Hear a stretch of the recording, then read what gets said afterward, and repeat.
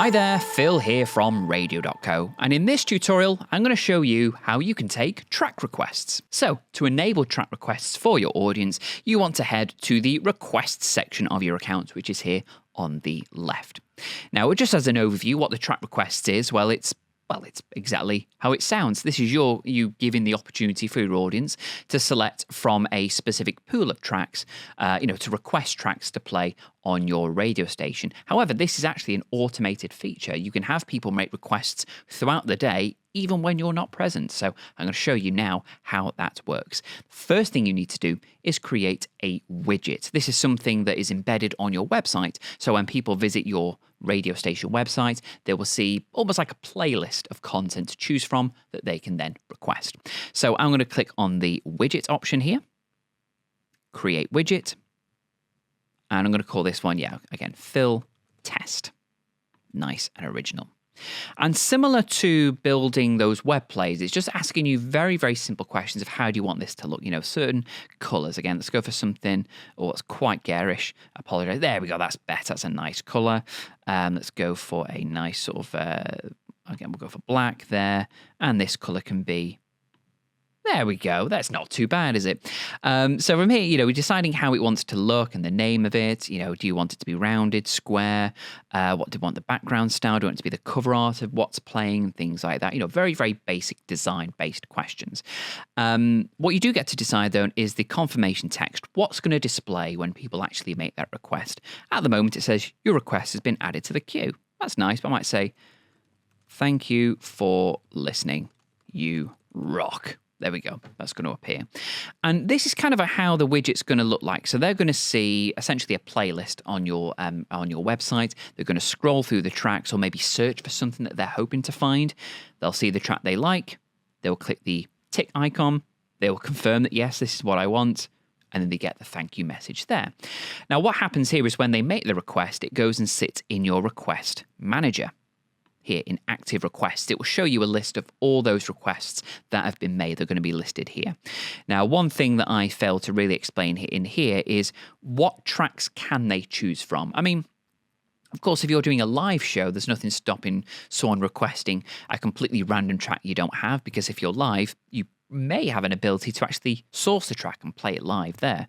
But if this is an automated feature, they can only choose tracks that you actually have available. So you do that through the settings here on the right. So this is enable track requests. Yes, I'm going to have that on. And then you're going to answer a series of questions based on what tags do you want people to choose from? Well, I want people to only choose tags specifically from the speed metal category, anthem rock, and prog rock. Oh, and power ballads, why not? So this means that when they are looking through the tracks, these are the only requests that they can choose from, tracks that belong in these tags. Or likewise, I could block people from those specific tags as well. Requests per slot, I want them just to request one track at a time every 60 minutes. And there's a limit on how many times one person can do that, which in this one is a limit of 10 requests per person, and that request expires within 720 minutes. So if it's not played, it's going to expire anyway. I'm going to save those changes. Great. And I'm going to go to my active requests. Now, what will happen now is if anyone tries to request a track, it's going to sit in that request manager, and I can see how often that track is played. I can see, obviously, it's just going to be a big long list of any things people have made. And if I want to now play that, I've got two options. If I'm live, if I happen to be sat at my computer, I could find that track manually, add it to the queue. I maybe go into my media, finding that track, add to queue, and it will then play next. Or I can automate it. So go onto your playlists. I'm going to open up the Backstage Access default playlist.